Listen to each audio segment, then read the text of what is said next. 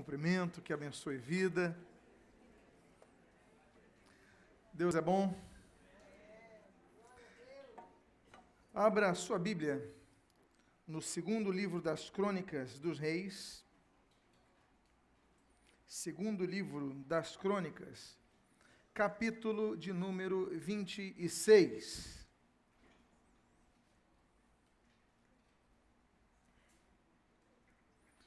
Eu encontrar o capítulo 26, aqueles que puderem, eu peço que, por favor, se coloquem de pé, apenas para que façamos a leitura inicial. Hábito este, que é a primeira menção litúrgica do Novo Testamento, é quando em Lucas, capítulo 4, a Bíblia diz que Jesus, chegando na sinagoga, ele foi ler as Escrituras e diz a Bíblia, colocando-se de pé para ler as Escrituras. Então, este costume de iniciar a leitura bíblica colocando-se de pé é um costume judaico que Jesus manteve e inaugurou em seu ministério terrestre, registrado em Lucas. Eu gostaria de ler, para iniciar, apenas um texto que se encontra no versículo de número 10. E o texto assim registra: também edificou torres no deserto e cavou muitas cisternas, porque tinha ali muito gado. Oremos. Pai amado, Deus bendito, lemos a tua santa e preciosa palavra e pedimos, Deus, fala conosco nesta noite. E o que nós pedimos, nós o fazemos agradecidos em nome de Jesus. Amém. E amém. Os irmãos podem tomar seus assentos. Estamos falando de um rei chamado Uzias. E o nosso propósito nesta noite é observarmos elementos da vida deste rei, elementos estes os quais nós devamos aplicar em nossas vidas. Quero lembrar que nós temos professores, os diáconos devem sempre estar atentos, temos professores preparados para cuidar das crianças, mais adequado o ambiente para as crianças ali na escola dominical, nas salas aqui de trás. Peço aos diáconos, por favor, auxiliem os pais nesse sentido. Eu gostaria de ler então o versículo 1, quando registra o autor sagrado, e o versículo 3, o seguinte: todo o povo de Judá tomou a Uzias, que era de 16 anos, e o constituiu rei em lugar de Amazias, seu pai. Versículo 3. Uzias tinha 16 anos quando começou a reinar, e 52 anos reinou em Jerusalém. Era o nome de sua mãe Jecolias de Jerusalém. Esse homem, de repente, ele tem um desafio. Ele está na sua adolescência. Ele não tem experiência nenhuma de governo. Ele não tem experiência nenhuma de administração. Ele não tem experiência nem de administrar uma própria família. Ele tem 16 anos.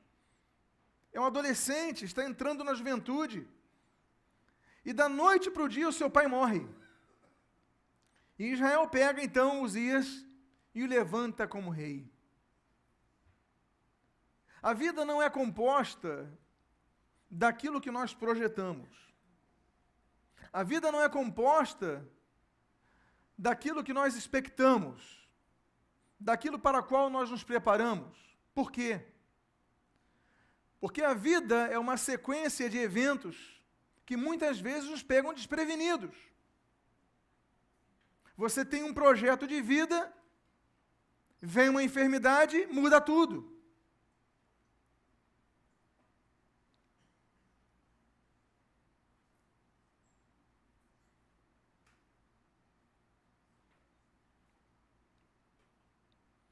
Você tem um projeto de vida e, de repente, surge um desemprego e muda tudo.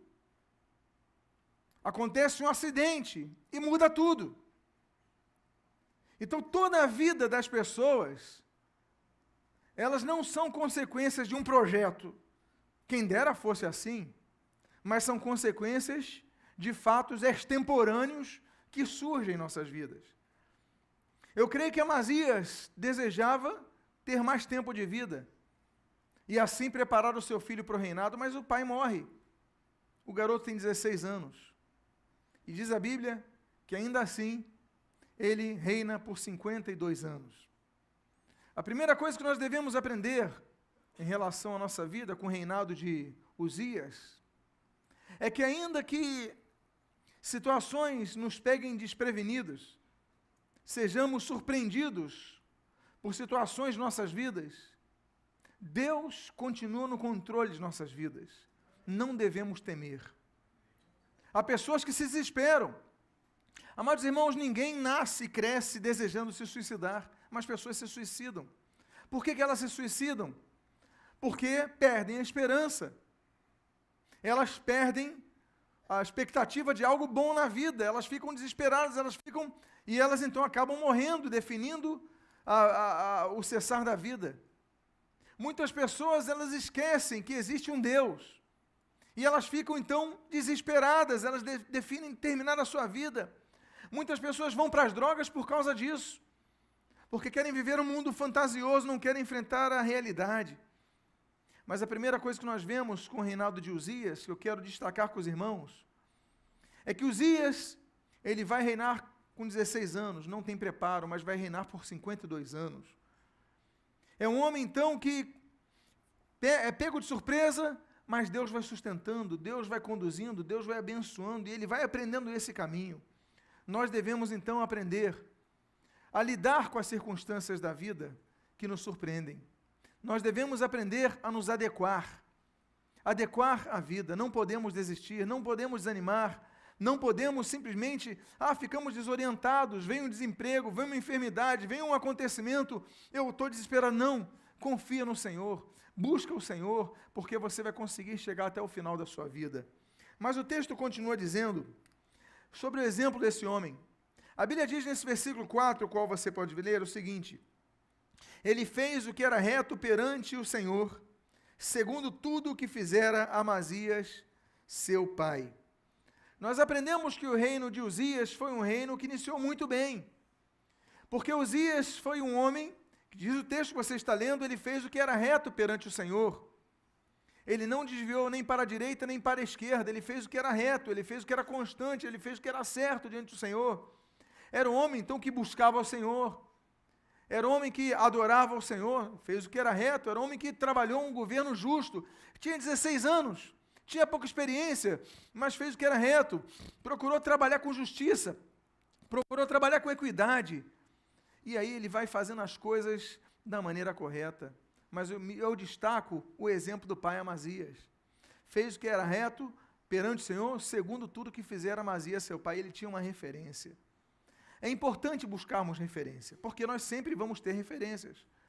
Ainda que você diga que você não tem referência nenhuma, muito do que você é graças aos exemplos que você modelou em sua vida.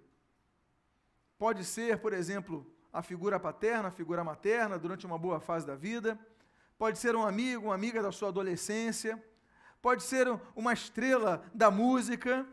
Pode ser o gesto de um jogador de futebol. A gente vai imitando as pessoas. Aí, uma época que um líder musical, por exemplo, começa a usar um tipo de roupa, todo mundo vai começar a usar aquele tipo de roupa. Você está sendo influenciado. Aí eles pintam o cabelo agora de azul, aí um referencial de adolescentes, pinta o cabelo de azul, todo mundo começa a pintar o cabelo de azul. E aí o jogador de futebol faz um gol, então ele começa a engatinhar, aí o jogador de futebol, as crianças fazem um gol, começam a engatinhar. Nós imitamos as pessoas, nós somos assim.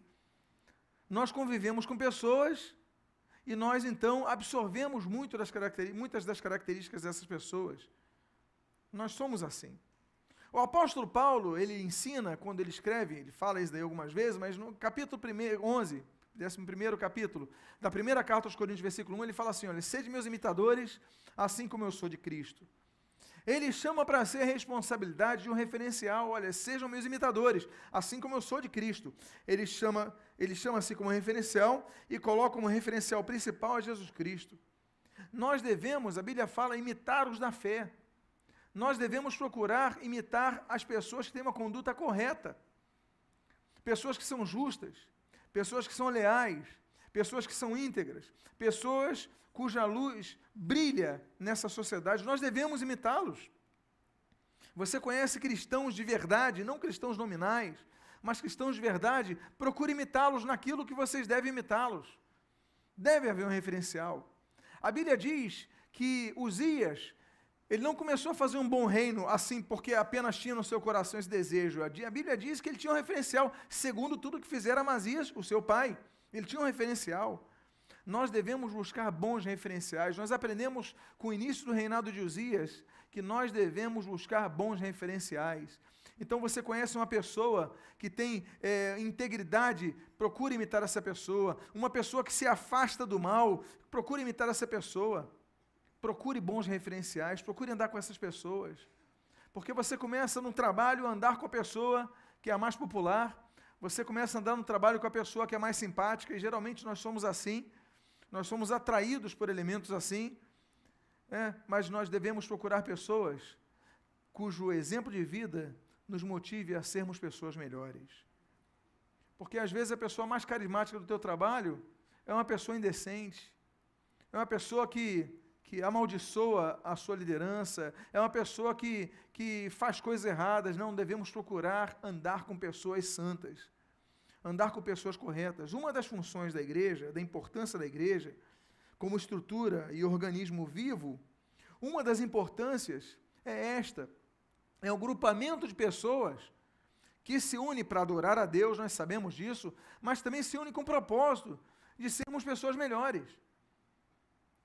Então, nós, de segunda a sexta-feira, de segunda a sábado, nós convivemos com pessoas que são individualistas, que não adoram o Senhor, mas nos cultos, nós nos aproximamos de pessoas que têm ideais iguais aos nossos, querem servir a Deus, querem servir ao seu irmão, querem adorar ao Senhor. Então, uma das importâncias da igreja, das necessidades da igreja é esta, é nós andarmos com pessoas que têm o mesmo referencial, os grupos de vida. Não é uma bênção esses pequenos grupos de vida que acontecem nos lares?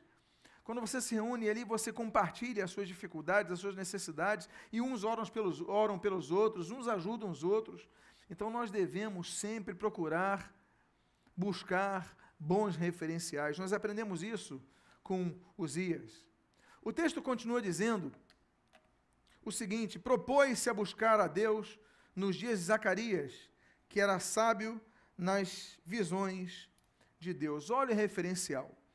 A Bíblia fala que ele tinha um referencial, o pai, Amazias, e ele agora procura buscar ao Senhor nos dias de Zacarias, que era sábio nas visões de Deus, andar com pessoas que são sensíveis à voz de Deus, andar com pessoas que são pessoas espirituais. A Bíblia fala que existem 3 tipos de pessoas, 3 tipos de crentes. O apóstolo Paulo fala sobre esses 3 tipos de crentes, você é um deles. A Bíblia fala do crente espiritual, a Bíblia fala do homem espiritual, do homem natural e do homem carnal.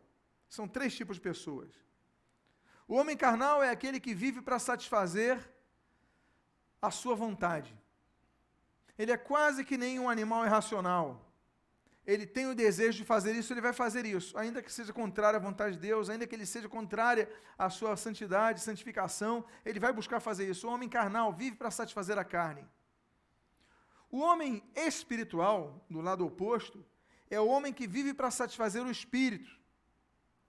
Ele luta para buscar a Deus na intimidade, ele luta para buscar a Deus na oração, na leitura da palavra, uma vida santa, luta para ser uma pessoa conduzida pelo Espírito, a tal ponto que ele consegue discernir alma e espírito. Ele tem uma sensibilidade que ele sabe quando é a vontade dele, mas quando é a vontade de Deus, porque ele está amalgamado do Espírito, ele está pleno do Espírito. E existe o terceiro tipo de homem, que é o homem natural. O homem natural, ele muitas vezes ele se aparta da carne, ele se aparta das coisas que são erradas, mas ele não procura se aprofundar nas visões de Deus, nas coisas de Deus, nas coisas espirituais. Ele simplesmente está naquela área, bom, eu estou bem, eu estou tranquilo, não cedo a carne, não faço isso, não faço aquilo, não me vicio, não estou em... Agora, também não procura se aperfeiçoar nas coisas mais profundas de Deus. São 3 tipos de pessoas. Nós vemos que Uzias, ele tinha vantagem de andar nos caminhos do Senhor, na vida reta diante do Senhor. Mas esse texto diz que ele propôs-se a buscar a Deus. Ele queria algo mais. Ele não queria apenas andar em retidão. Ele queria buscar a Deus. Nós vamos ter um retiro agora, em breve. É o chamado retiro de impacto. São 3 dias, 2 dias e meio que nós separamos para as pessoas buscarem a Deus, porque a rotina do dia a dia, muitas vezes não busca a Deus. A gente busca a internet, a gente busca o Netflix, a gente busca o Twitter, a gente se comunica com todo mundo, mas para Deus a gente não gasta minutos de oração, a gente não ora, a gente não lê a Bíblia, a gente não estuda a Bíblia, a gente não dedica ao Senhor, porque nós entramos numa rotina muito intensa de intercomunicação, uma comunicação plena com todo mundo, menos com Deus. A gente fala de Deus sem falar com Deus. A gente prega o Evangelho sem falar com o autor do Evangelho das Boas Novas. E aí nós temos um homem que nos dá um exemplo. Ele anda retamente, mas além disso, ele busca ao Senhor, propõe-se a buscar a Deus. Olha que exemplo Uzias nos dá. Ele nos dá um exemplo que vida cristã é mais do que o culto. Vida cristã é mais do que o domingo à noite, a quarta-feira à noite, o domingo de manhã, os eventos que nós tenhamos. Vida cristã é mais, porque propõe-se a buscar a Deus não é apenas no culto. Há pessoas que só buscam a Deus nos cultos. Há pessoas que só oram quando estão na igreja. Há pessoas que só exercem sua fé quando estão na igreja. Isso não é cristianismo, isso é religião. Isso é uma postura religiosa, isso é religiosidade. Religiosidade é um mal, mata, porque engana, porque cria hipócritas, porque gera máscaras. Mas esse homem não, ele propôs-se a buscar a Deus. Ele quer mais do que uma religião, ele quer mais do que um culto. Nós devemos ser cristãos não apenas domingo à noite, nesse endereço da Conde de Bonfim 604. Nós devemos ser cristãos na segunda, na terça, na quarta, em qualquer lugar que nós estejamos, buscando ao Senhor, pedindo: Deus dirige a minha vida, Deus me livra do mal, Deus me abençoa nessa entrevista, Deus me abençoa no meu trabalho de hoje, Deus me dirige, que nós possamos ser pessoas que a todo tempo estejam orando, aplicando aquele texto: orai sem cessar, orai continuamente.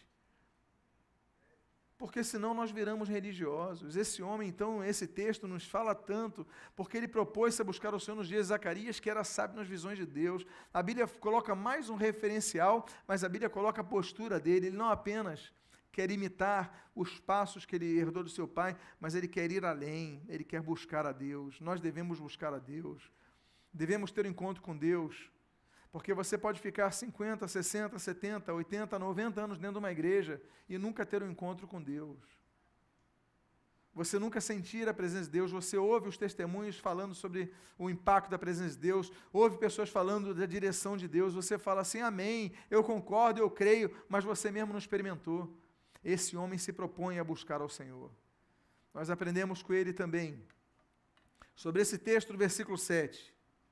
Nesse texto do versículo 7, nós lemos o seguinte: Deus o ajudou contra os filisteus e contra os arábios que habitavam em Gur, Baal e contra os meunitas. Eu coloquei entre parênteses a tradução desses termos e o significado desses termos. O texto diz então assim, com essas observações: Deus o ajudou contra os filisteus. Filisteus são povos do mar. Eram homens, inicialmente, eram homens que se lançavam ao mar. O mar tem a representação, dos simbolismos do mar é o mundo.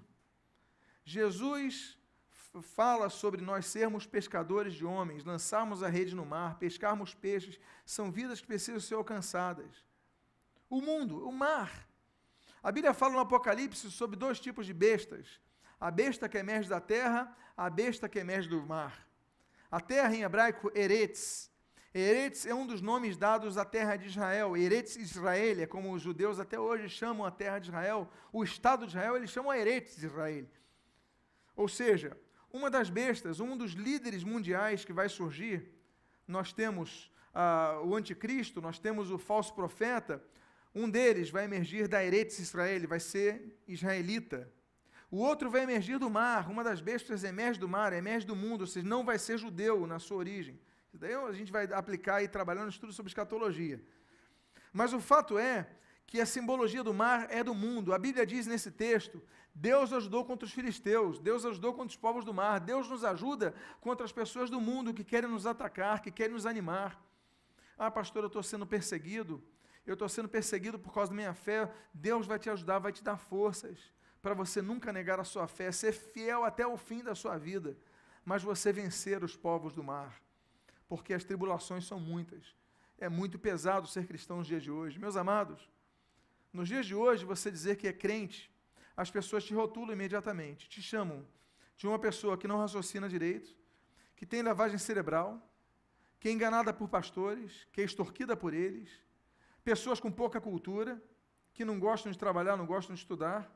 Eles rotulam. Ah, é crente? Nos chamam de tudo. Diz, então não entende nada. Nós hoje somos perseguidos, basta você dizer que é cristão, que você vai ser perseguido. Hoje em dia nós somos perseguidos porque nós temos uma postura, nós temos uma convicção. Hoje em dia você fala assim, olha, eu tenho convicção que o homossexualismo é pecado, as pessoas vão te escarnecer de você. Atrasado e retrógrado, porque você não tem que ter opinião. Eles querem que você seja Maria, vai com as outras. Eles querem que você aceite tudo que a Rede Globo quer colocar na nossa cabeça, que Hollywood quer colocar na nossa cabeça. Aliás, está difícil assistir uma série hoje que não tenha uma propaganda do homossexualismo. Está difícil. Eu fui ver House of Cards, a 3ª temporada, é uma propaganda, é um panfletagem de homossexualismo. Aí tu vai ver outra, estou vendo outra, Blind Spot, aí a líder da polícia é homossexual, e tu querendo empurrar isso na nossa cabeça para a gente aceitar isso. E se você não aceita, você é quase um ET. Você é uma pessoa totalmente fora. Por quê? Porque você não é Maria Vasco, porque você tem convicções. Nós cristãos temos convicções.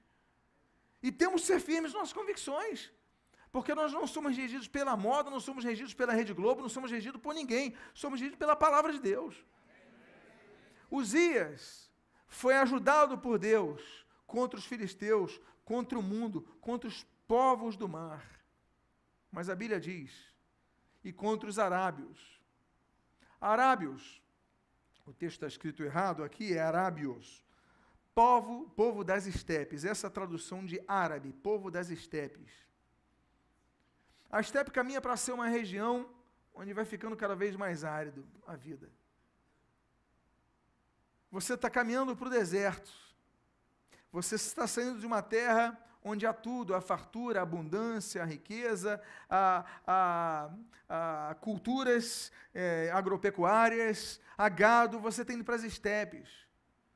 Você começa a ver que a grama já não está verde, já está amarela. Você está sentindo que o calor está pesado. Deus ajuda contra os povos do mar, mas Deus ajuda contra os povos das estepes. Deus nos ajuda quando estamos caminhando por uma fase difícil de nossas vidas. Uma fase difícil. Estamos caminhando quase no deserto, muitas vezes estamos no deserto. Eu volto a dizer, enfrentamos uma enfermidade, enfrentamos um desemprego, os amigos abandonam, as pessoas te traem. E você vai ficando cada vez mais desanimado, cada vez é maior o número de cristãos que apresentam um quadro depressivo. Cada vez é maior o número de pessoas que deixam de buscar a Deus por causa da pressão dos problemas. Mas Uzias nos mostra que Deus ajudou contra os filisteus, mas Deus ajudou contra os arábios, Deus ajudou contra os povos das estepes. Deus nos ajuda ainda quando estamos numa fase de sequidão. Deus não nos abandona. Deus não te deixará sozinho. Ainda que você esteja passando uma fase difícil, Deus te ajudará. Diga à pessoa que está do seu lado, não desanime. Deus te ajudará.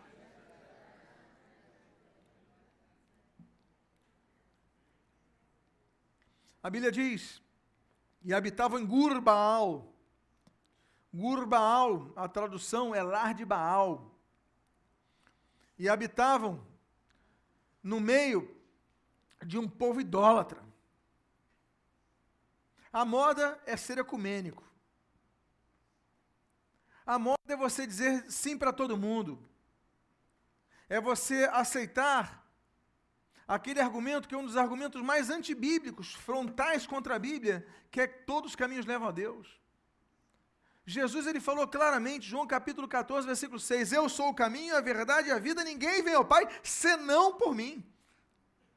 Não há outro caminho, só Jesus é o caminho para a salvação.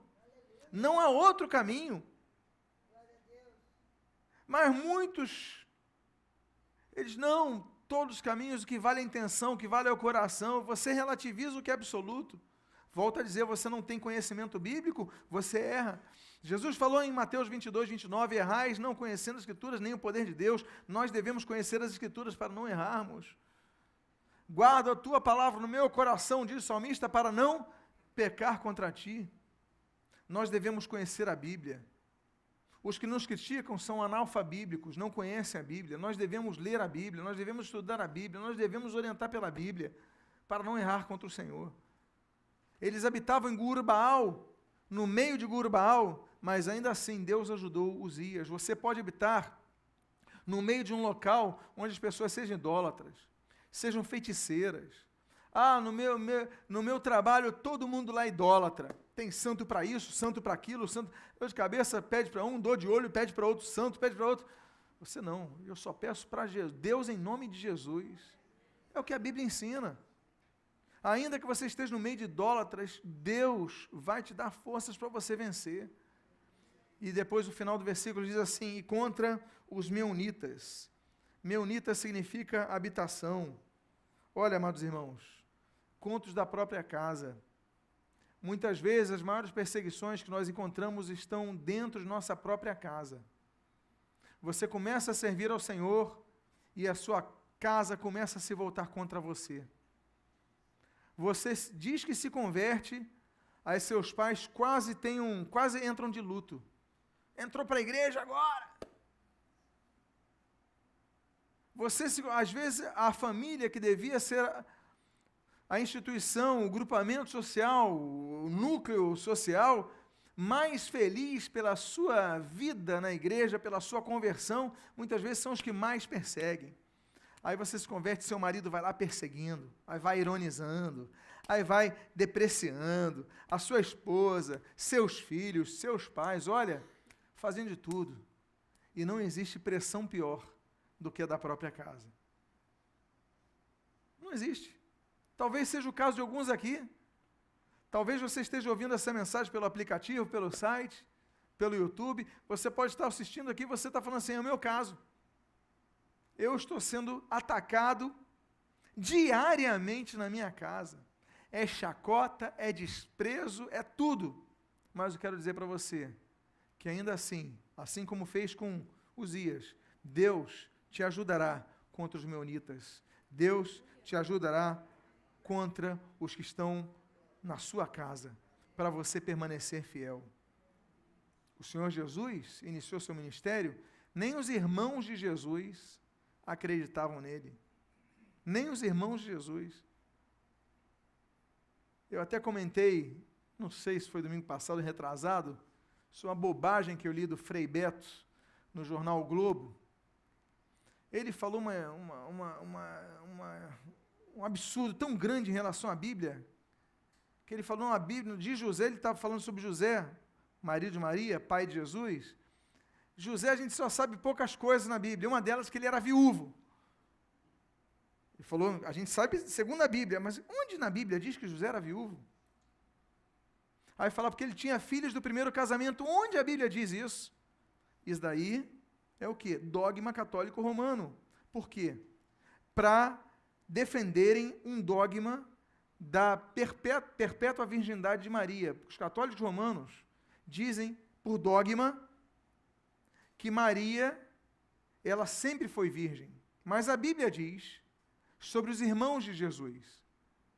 Então eles criaram dois argumentos, que são primos de Jesus, mas o termo adelphos, em grego, fala de irmãos.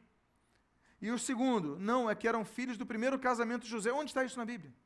Eu estou aguardando sentado até agora que alguém mostre um texto que fale sobre isso. Era o irmão de Jesus, porque Maria teve outros filhos. Ela era virgem, não temos dúvida disso. até Jesus nascer. Mas depois foi uma família comum, teve filhos, teve irmãos. A Bíblia fala sobre os irmãos de Jesus, mas os irmãos de Jesus, a Bíblia diz que não seguiram durante o ministério de Jesus. Vieram a seguir depois, como Tiago, por exemplo. Vai seguir, Tiago, que é o irmão de Jesus, vai seguir Jesus depois, não segue durante o seu ministério. Nem os de Jesus acreditam em Jesus. Nem a terra de Jesus, onde ele foi criado, ali em Nazaré, onde ele vai crescer. Mas não é esse daí o filho do carpinteiro? Não é esse daí o carpinteiro, o filho de José? As pessoas não acreditam em Jesus. Jesus fala, olha, o profeta não é reconhecido, não é honrado na sua própria terra. Mas ainda assim, que você esteja passando por essa situação, Deus te ajudará. Deus te ajudará a você permanecer e perseverar em sua fé. Amém, queridos? Agora nós aprendemos sobre Uzias, sobre as bases espirituais de Uzias. Mas nós não falamos sobre a visão de Uzias. Porque a visão de Uzias é uma visão empreendedora. A visão de Uzias é uma visão de águia. A visão de Uzias é uma visão excelente. A Bíblia diz, por exemplo, no versículo número 2, o seguinte: ele edificou a Elate e a restituiu a Judá, depois que o rei descansou com seus pais. Elate tinha sido tomada. Mas assim que ele assume, diz assim, restituiu a Judá, depois que o rei descansou seus pais, ele tinha 16 anos. 16 anos. Eu fico imaginando que se ele vivesse naquela época, nos dias atuais, ele estava mais preocupado com o Xbox e com o Steam do que com governar. É muita coisa.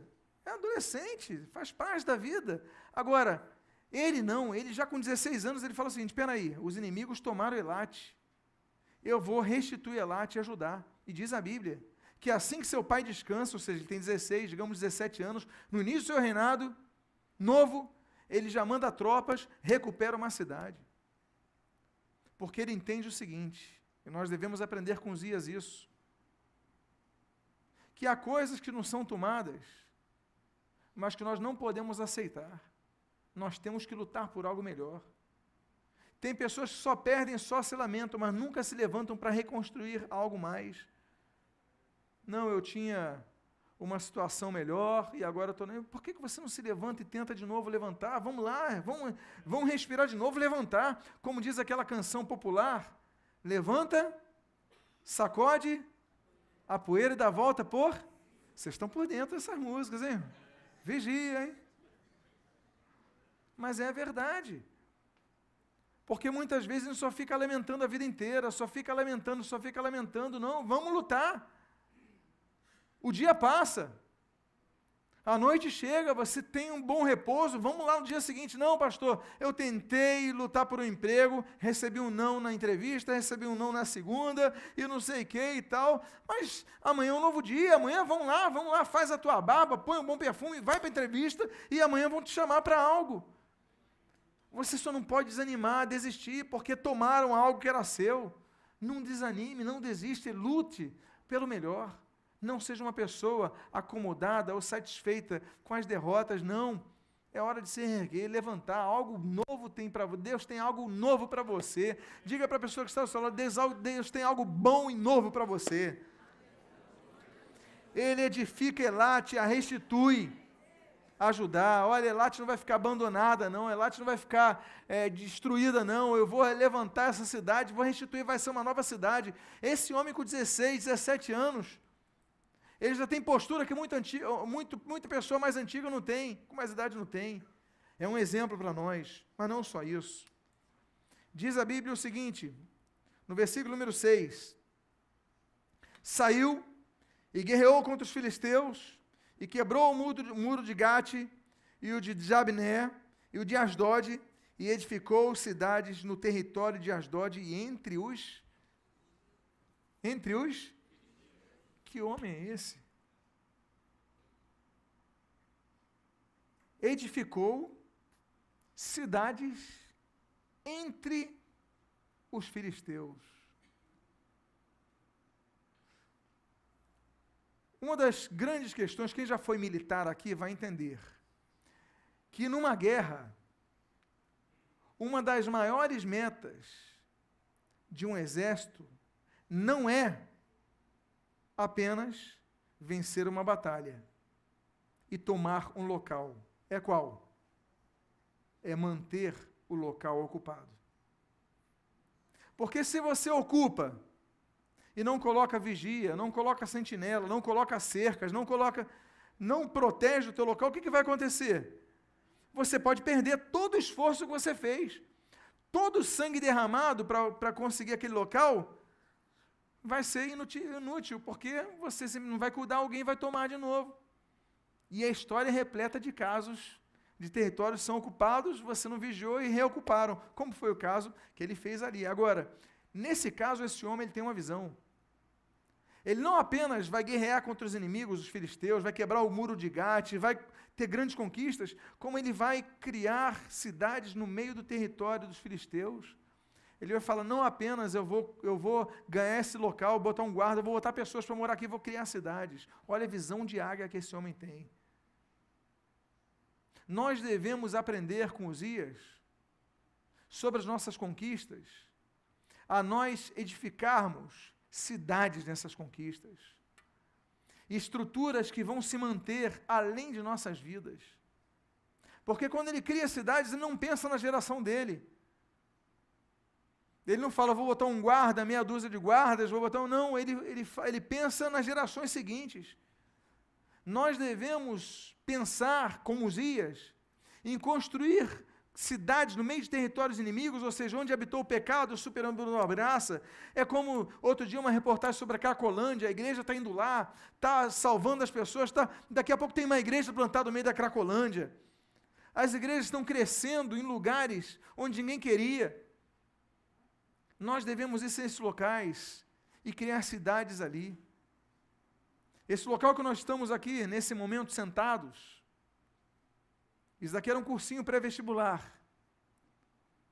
E já tinha acabado o curso, falido o curso, e os proprietários desse imóvel estavam brigados em si, eram irmãos.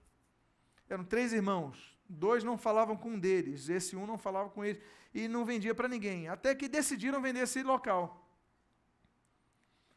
Quando um diácono nosso viu a faixa, olha, botaram para vender, nós viemos aqui, fomos lá sentar, quando fomos negociar, tinha mais 2 interessados, mas nós fomos os primeiros. Foi numa segunda-feira, na terça-feira chegou a proposta de uma boate, e na quarta-feira chegou a proposta da Universidade de Estácio de Sá para fazer uma pós-graduação aqui. Nós chegamos na segunda. A boate na terça e a Estácio na quarta. Ótimo. Só tem um problema, não tínhamos dinheiro. Nós tínhamos uma reserva de caixa, mas não era suficiente. E aí começamos uma luta.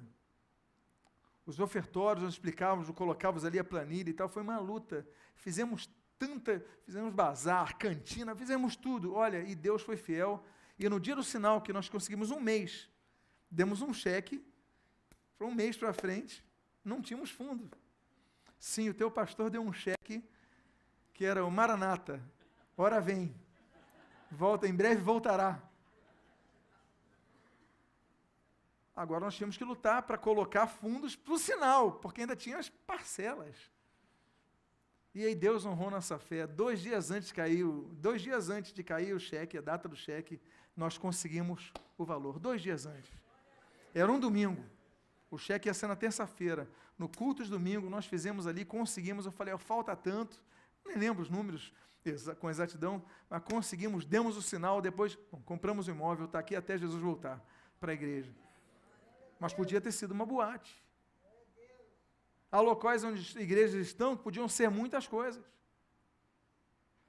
A nossa igreja no Morro do Borel, que também foi comprado, o terreno foi comprado, a igreja ali instituída num terreno, há muitos anos atrás, o nome daquele local se chamava Banco de Sangue. E depois se chamou de Terreirão, porque no local de banco de sangue as pessoas iam fazer as cabeças, que é uma terminologia da feitiçaria, fazer a cabeça, para fazerem assaltos, sequestros, etc. e tal. Depois criaram um terreiro ali, um local maldito, um local de trevas. Mas um dia, uma igreja, ela comprou aquele local. E hoje é um local de bênção, de salvação.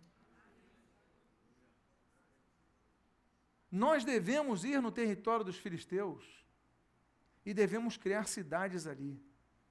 Nós devemos ir por esse mundo e pregar o evangelho onde ninguém está pregando. Nós devemos implantar igrejas onde ninguém está implantando. Nós devemos levantar pessoas para trabalhar onde ninguém quer ir.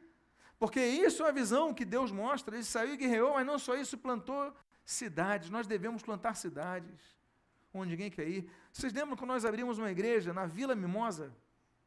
Nós abrimos um ponto de pregação lá. Os mais antigos sabem o que era a Vila Mimosa. O que é a Vila Mimosa? O que é a Vila Mimosa? Centro de prostituição. E ali nós abrimos uma igreja. Nós temos que implantar cidades no meio dos filisteus. Não só isso. A visão de Uzias, versículo 11 e versículo 15. A Bíblia diz, tinha também Uzias um exército de homens destros nas armas, que saíam à guerra em tropas, segundo o rol feito pelo escrivão Jeiel e Maazéias, oficial sob a direção de Ananias, um dos príncipes do rei. O número total de cabeças das famílias, homens valentes, era de 2.600. Debaixo das suas ordens havia um exército guerreiro de 307.500 homens, que faziam a guerra com grande poder, para ajudar o rei contra os inimigos. Agora, olha só que coisa. Era rei, não era rei ele? Diz o texto, preparou-lhes Uzias, o rei, para todo exército, escudos, lanças, capacetes, couraças e arcos, e até fundas para tirar pedras. Fabricou em Jerusalém máquinas de invenção de homens peritos, destinadas para as torres e cantos das muralhas, para tirarem flechas e grandes pedras, e divulgou-se a fama até muito longe. O que esse rei fez? Ele não se conformou em ser apenas rei, apenas entre aspas. Mas ele não se conformou em ser rei. Ele era um homem que pela minha análise tão simplória, eu digo que ele é um homem hiperativo. Que ele estava no trono, ele podia dar ordens, olha, vamos guerrear, vamos fazer isso, e os comandantes traziam os projetos e falavam sim, aprovado ou não, reprovado, aguarde. Mas não. Ele ficava pensando assim, o que eu posso fazer para o meu exército ser melhor? Já sei. Aí diz assim, eu já sei o que eu vou fazer. Eu vou preparar homens destros nas armas, vou dar muito treinamento a esses homens. Olha a visão desse homem. Aí, além de preparar bem os homens, dando conhecimento, e essa função da liderança, dar conhecimento ao povo, é uma das grandes funções, mas ele também dizia o seguinte, olha, preparou os dias para todo o exército, escudos, lanças, capacetes, couraças e arcos, fundo e até tirar pele, fabricou em Jerusalém, invenção de homens peritos. Ele andava com pessoas inteligentes, olha, o que nós podemos criar? Vamos inventar algo novo, vamos criar uma arma nova. Eu fico imaginando Leonardo da Vinci um pouco nisso. É um homem que não se conforma com o seu tempo, com a sua época, ele quer criar coisas novas. Ele não se conforma com o título que tem. Há pessoas que se conformam com o título que tem. Ah, hoje eu sou pastor, e você para de produzir. Ah, hoje eu sou diácono, você para. Ah, hoje eu sou integrante do louvor, eu sou membro da igreja, você para. Não podemos parar, temos que ser como Uzias. Devemos procurar sempre estar buscando algo novo. Aí hoje eu recebi de um irmão da igreja, não pastor, nós podemos botar a internet melhor na igreja, ótimo, vamos fazer isso. Nós devemos sempre procurar melhorar as coisas, procurar alternativas novas. Não, vamos fazer agora, em vez de botar o live stream, vamos botar YouTube, porque dá para gravar a imagem boa, a gente investe um pouquinho mais e tal. Vamos fazer isso. As pessoas com ideias, as pessoas são hiperativas no sentido positivo do reino, são pessoas como Uzias, elas querem o melhor, não querem parar, não podemos nos conformar. Nós devemos buscar mais. Não se conforme com a vida espiritual que você tem. Busque mais ao Senhor, busque produzir mais, busque se envolver mais na obra, se envolver mais na igreja, trabalhar mais na seara do Senhor Jesus. Senão você vai virar um religioso. Você vai no culto, balança a tua cabeça, dá amém e vai embora e continua a sua rotina diária. Não, você tem que fazer algo mais, se envolva mais na obra de Deus. A gente aprende com Uzias isso. E a Bíblia diz o seguinte, também edificou Uzias torres em Jerusalém, à porta da esquina, à porta do vale e à porta do ângulo, e o quê? Fortificou. Onde que ele preparou isso? Em que cidade? Em que cidade ele preparou essas torres? Jerusalém, a capital do reino. Jerusalém. Ele prepara torres, ele prepara novas portas, ele não se conforma, ele quer algo maior. Meus amados irmãos, ele edifica torres em Jerusalém, mas ele também, diz a Bíblia, e esse é o tema que dá o título à nossa pregação, também edificou torres onde? No deserto. Que homem maluco. Eu acho que esse Uzias era meio lelé da cuca, como diria a gíria antiga. Edificar torres no deserto. No deserto não tem ninguém. Espera aí, está certo o texto bíblico? Também edificou torres no deserto, e cavou muitas cisternas. Olha a visão desse homem. Porque tinha muito gado, tanto nos vales como nas campinas, tinha lavradores e vinhateiros nos montes e nos campos férteis, porque era amigo da agricultura. Olha só que coisa. Ele tem ali cerca de Jerusalém, e nós estivemos agora em Jerusalém esse mês, e nós vimos ali, fomos ao Monte Escopos, e ali a gente viu, ali daqui, a gente vê o deserto de Judá, mas do outro lado já é a parte mais verde, mas daqui a parte é mais árida, e nós vimos a separação ali no Monte Escopos. Nós podemos nos conformar apenas com a parte verde, porque é mais fácil, porque é mais cômodo, porque é menos trabalhoso. Mas diz a Bíblia que ele estava tendo tanto gado, era bom administrador, era amigo da agricultura, que ele fala o seguinte: bom, não cabe mais aqui. Eu posso dar um jeito. Agora, eu também posso fazer o seguinte: eu posso ir para as regiões desérticas. E ele primeiro constrói torres, tendo as torres, ele constrói as cisternas. Por quê? Porque se ele constrói as cisternas primeiro, os inimigos veem que ele consegue obter água, e o que eles fazem? Ocupa o terreno. Então, o que ele faz? Olha a inteligência de Uzias. Ele primeiro constrói torres nos desertos. As pessoas falam, ele é maluco. Por que ele vai construir torres no deserto? O que tem no deserto senão areia? Senão morte, senão aridez? Mas ele tem uma visão, porque ele vê o deserto não como local de areia, mas como local que é um cobertor para a água. E onde há água, há vida. Ele é amigo da agricultura, ele estuda isso, ele falou, vou criar locais para os rebanhos aqui onde ninguém planta, terra. Meus amados irmãos, nós devemos aprender a olhar como Uzias, onde ninguém está olhando. Hoje a Barra da Tijuca é um dos locais mais valorizados do Brasil. Mas há pouco tempo atrás, coisa de 30, 40 anos, os das gerações mais antigas, vão entender que ninguém queria morar lá, ninguém queria local lá.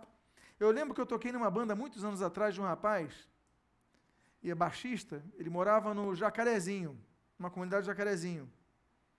E ele falava do avô dele, não, eu moro aqui hoje, mas meu avô morava na Barra da Tijuca. Não tinha nada. Era um lote, mas era muito longe do centro e tal. Ele trocou o imóvel, no que hoje é a Barra da Tijuca, por esse local no Jacarezinho. Porque na época era muito mais próximo ao centro e tudo mais. Se ele tivesse segurado um pouquinho, aí vai um coreano, compra um terreno, vai outro, compra um terreno, começa a lotear, pronto. Por quê? O que eles fizeram? Eles olharam oportunidade onde ninguém via a oportunidade. A crise está aí. Mas enquanto alguns choram, outros estão aproveitando e estão vendendo lenço de papel. E estão enriquecendo com a crise. Esse homem olhava o deserto como oportunidade. Uma vez fizeram, já falei, uma enquete no Bradesco, com todos os gerentes, era um irmão nosso que era gerente do Bradesco, ele foi lá em São Paulo para um treinamento para gerente de agência. E num dos eventos ali, chamaram um psicólogo, foi fazer um teste, e ele distribuiu um cartão. E nesse cartão havia muitos, era como se fosse uma foto tirando muitos caules com espinhos. Você via uma sequência de caules de flores assim com espinhos. E na parte de trás estava assim, o que você está vendo nessa foto? Aí todo mundo botava espinhos. Aí alguns colocavam assim, dificuldades. Outros colocavam arranhões, você só vê espinho na foto. Outros colocavam assim, muita dor, choro. Até que depois do intervalo, fizeram um coffee break, chamaram ali o pessoal de volta e falou, vou ler alguns. Aí ele leu esses primeiros. Aí ele falou, agora eu vou ler outros aqui, presta atenção. Quem é fulano de tal? Eu, tá bom, vou ler a tua aqui. Olha o que ele escreveu. O que você está vendo nessa foto? Ele botou assim, aquele gerente botou assim, eu estou vendo um belíssimo jardim de flores, de rosas. Estou até conseguindo sentir o cheiro dessas rosas. Porque há pessoas que só conseguem enxergar a parte de baixo, não conseguem enxergar o que está além disso. Uzias, ele não enxerga apenas o deserto, ele enxerga a água no deserto e ele enxerga um campo para ser habitado, e aí as cidades nascem, graças a pessoas assim. Nós devemos aprender que nem sempre o problema é um ponto final, às vezes o problema é um ponto e vírgula. Às vezes o problema é uma vírgula apenas, e a gente não consegue observar. São oportunidades que Deus nos dá para crescermos. Às vezes, até um desemprego, uma oportunidade que você tem para aprender algo novo. É oportunidades que a vida oferece. Tem pessoas que não se aperfeiçoam em nada e depois que vem uma situação, eu vou fazer um curso, vou me aperfeiçoar, e a pessoa ganha anos de vida em meses. Por quê? Porque ela começou a aprender a enxergar onde ninguém enxergava. Nós temos que ter essa visão. Por quê? Porque nós temos Deus. A Bíblia diz duas coisas nesse versículo, no versículo 6, na segunda parte do capítulo 15. Uma muito boa e uma muito ruim. E como diz o jargão, eu conto para vocês primeiro a boa ou a ruim? Eu vou começar com a boa. Eu vou começar com a boa, que é o que diz o início do texto. Porque foi maravilhosamente ajudado. Ele conseguiu sucesso porque ele foi ajudado. Olha só, ele fez grandes coisas, mas diz a Bíblia que ele buscou os grandes inventores, não diz isso? Ele deu treinamento para as pessoas, mas ele chamou as pessoas para instruírem os seus soldados. Você vai vencer, você vai conquistar coisas maiores, você tem que ter a visão, mas tem que ter pessoas capacitadas ao seu lado. Não adianta você andar com pessoas que são freio de mão do teu lado, que você nunca vai avançar. Se você andar com pessoas negativas, não vai dar certo, ninguém conseguiu e tal, não sei, você nunca vai sair do lugar. Agora, se você andar com pessoas positivas, pessoas às vezes até meio loucas para algumas coisas, você tem mais chance de desbravar. Nós temos que andar com pessoas de fé do nosso lado. Pessoas que têm visão, que sejam ousados. Eu gosto de andar com pessoas ousadas do meu lado. Tem pessoas só lado negativo, olha, ande com pessoas positivas do seu lado. Se eu andasse com pessoas negativas, eu não tinha comprado esse imóvel. Eu não tinha dinheiro, a gente não tinha dinheiro. Aí eu falei, não, esse daqui tem fé, vou começar a compartilhar com eles, olha, vamos orar, vamos conseguir, e vamos fazer isso, e nós conseguimos. Não foi um que conseguiu, foi um grupo de pessoas que conseguiu, foi a igreja que conseguiu, e todos se envolveram. Esse homem, ele foi, diz a Bíblia, maravilhosamente ajudado, maravilhosamente. Ou seja, não foi pouco ajudado, foi muito ajudado, só tem a notícia ruim. Eu contei a boa. Ele conseguiu sucesso porque ele foi ajudado. Mas qual é o problema? O problema é uma palavra. O problema é essa palavra, até. Estava tudo muito bom até a vírgula, não estava, meus irmãos? Foi maravilhosamente ajudado até que se tornou forte. Aqui começa o declínio de um grande homem. O homem que começou caminhando nos caminhos do Senhor de maneira reta. O homem que começou a sua caminhada buscando ao Senhor. O homem que construiu torres no deserto, cisternas no deserto, cresceu, teve muito rebanho, prosperou. Deus o ajudou, até que se tornou forte, se achou forte, achou que era bom. A Bíblia diz que a soberba, ela precede o quê? A ruína. Se tem uma coisa que pode derrubar um servo de Deus, eu vou dizer uma coisa e entenda o que eu vou dizer agora, entenda perfeitamente. Nem sempre é o diabo nem sempre é o diabo que derruba o servo de Deus. Às vezes é ele próprio. Porque o ego dele se infla a tal ponto que foi o erro do diabo. Se inflou o ego dele nos céus. Ezequiel 28, Isaías 14, você conhece os textos. Até que se achou forte, se encontrou forte, se mostrou forte. Aí, a Bíblia diz no versículo 16, na sua primeira parte, mas, havendo-se já fortificado, exaltou-se o seu coração para a sua própria ruína,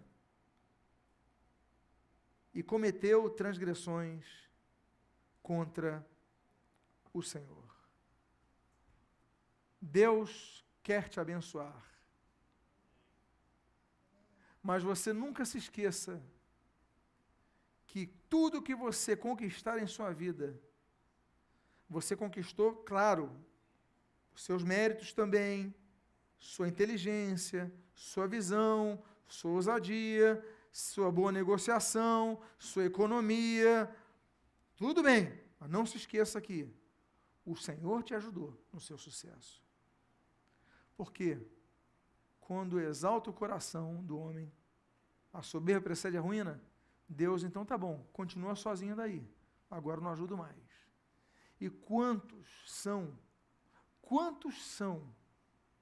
aqueles que um dia foram fortes e experimentaram a ruína, porque acharam que eram bons? Diz a Bíblia, havendo-se já fortificado, exaltou-se o seu coração para a sua própria ruína. E aí o que acontece? Como a Bíblia diz no livro de Salmos, um abismo chama outro abismo. E ele começa então a perder o temor de Deus. Ele começa a cometer transgressões contra o Senhor. Ele começa a ficar forte, se esquece de Deus e pronto. Quantos, quando se tornam fortes, deixam de ir na igreja? Quantos se tornam fortes, começam até a ridicularizar o Evangelho? Olha o que tem de desviado na internet, falando mal da igreja, um dia foram da igreja. Um dia pregaram o Evangelho, um dia louvaram ao Senhor, e hoje são inimigos da fé, debocham. Por quê? Se exaltaram, tiveram seus sucessos, Deus falou, então vai com você, e começam a cometer suas transgressões. Quero dizer uma coisa, não deixe que o orgulho te domine. Diga para a pessoa que está do seu lado, não deixe que o orgulho te domine. Diga para ela.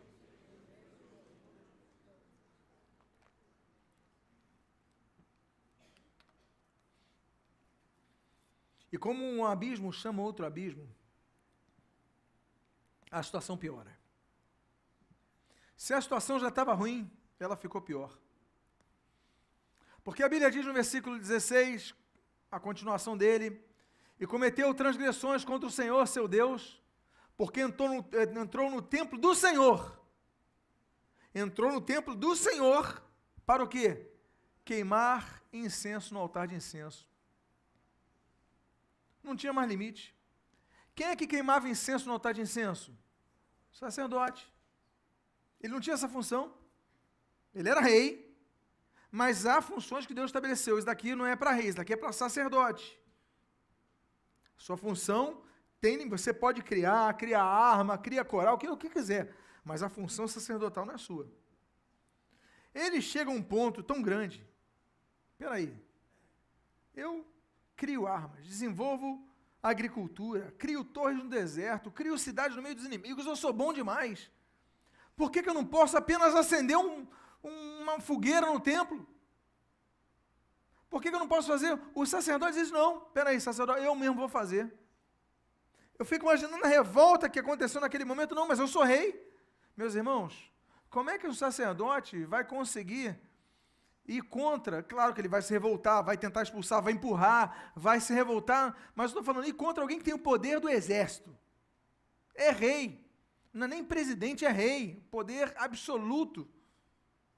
Ele fala, eu vou queimar incenso no altar do Senhor. Olha só, a Bíblia diz que ele cometeu transgressões ao Senhor, porque entrou, ou seja, qual era a transgressão dele? Não era oferecer incenso a Baal, não era oferecer incenso a Moloque ou Moleque, não era oferecer incenso a Astarote, era oferecer incenso ao Senhor, mas ele ultrapassou seus limites. Todos nós temos limites. O orgulho, o problema do orgulho, é que nos faz cegar e não entender os nossos limites. Tem coisas que não é da minha alçada, não são da minha alçada. Esse homem, então, perde completamente o parâmetro de limite. E agora já vai contra a autoridade que foi instituída para o culto, que não era ele. Deus deu tanta autoridade, tanto poder a esse homem, mas ele queria tudo. Você dava o dedo, ele queria a mão, dava a mão, ele queria o braço. Uzias, então, o homem começa tão bem, agora ele quer ser tudo. E aí, meus amados irmãos, a Bíblia diz, no versículo 17, porém, o sacerdote Azarias entrou após ele, com 80 sacerdotes do Senhor, homens da maior firmeza, e resistiram ao rei Uzias e lhe disseram, a ti, Uzias, não compete queimar incenso perante o Senhor, mas aos sacerdotes, filhos de Arão, que são consagrados para esse mistério. Sai do santuário, porque transgredistes, e nem será isso para a honra tua da parte do Senhor. O que Deus deu a Uzias? Deus deu a Uzias a oportunidade de se arrepender. Chegou o sacerdote Azarias com 80 outros sacerdotes e repreenderam o rei. O rei é todo poderoso. O rei que tem tudo, o rei conquistador, o rei que fazia, fez e aconteceu. O rei brilhante. Receber puxão de orelha de um sacerdote. Olha, sai daqui agora. Ainda, peraí. Deus deu oportunidade de arrependimento ao rei. Mas aí foi demais para o orgulho dele. Porque o versículo 19 diz, então, Uzias se indignou. Tinha um incensário na mão para queimar incenso. Indignando-se ele, pois, contra os sacerdotes, a lepra lhe saiu na testa perante os sacerdotes, na casa do Senhor, junto ao altar de incenso. A lepra não aconteceu quando ele acendeu o incenso. A lepra não acometeu a pele dele quando ele fez isso. A Bíblia diz que a lepra surgiu no meio da testa dele quando ele se indignou. Indignando-se, pois, contra os sacerdotes, a lepra lhe saiu na testa perante os sacerdotes. De Deus não se zomba. O homem que tinha tudo para dar certo. Tudo para dar certo. Começou bem a carreira. Andava na retidão. Buscava o Senhor. Era inteligente. Era bem cercado de bons conselheiros. Tinha visão. Era guerreiro. Olha, um homem que era nota 9,999. Mas o problema dele, orgulho. Ele queria fazer o papel que não era dele, do sacerdote. Deus falou, sai daqui. E ele fica indignado. Eu recebi bronca de sacerdote. Eu, o rei Uzias. Eu que já fiz isso, conquistei isso, fiz e aconteci. Ele ficou indignado, a testa ficou totalmente branca na hora. E aí o versículo 20 e o 21,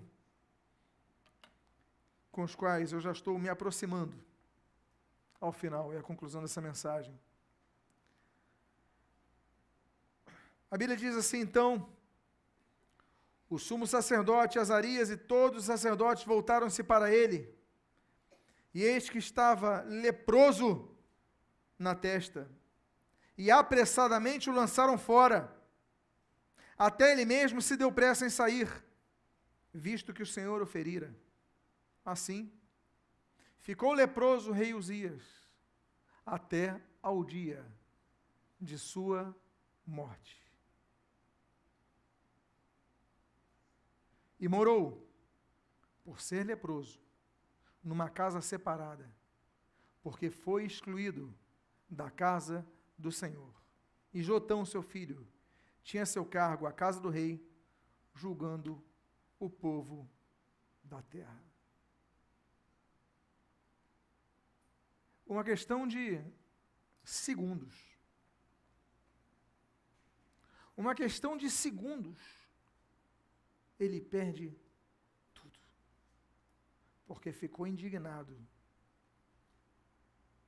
Ficou leproso, Azarias, o sacerdote, expulsou ele do templo, e ele até apressadamente saiu. E como as leis da lepra eram claras, o leproso não podia morar na cidade com outras pessoas. Tinha que morar separado. E morou excluído da casa do Senhor. Eu quero dizer para vocês o seguinte: Deus exclui pessoas úteis. Deus exclui da sua casa pessoas competentes. Deus exclui da sua casa pessoas geniais. Deus exclui da sua casa pessoas frutíferas. Vai dizer que esse homem não era frutífero. Por quê? Porque Deus exclui da sua casa pessoas soberbas. A Bíblia diz que Deus, para a salvação, não faz acepção de pessoas. Deus acolhe a todo que vem com o coração arrependido a Ele. Deus, não há acepção de pessoas. A pessoa pode ser branca, pode ser negra, pode ser oriental, pode ser indígena. Deus não faz acepção de pessoas. A pessoa pode ser culta, a pessoa pode ser inculta, a pessoa pode ser alta, a pessoa pode ser baixa, a pessoa pode ser... Deus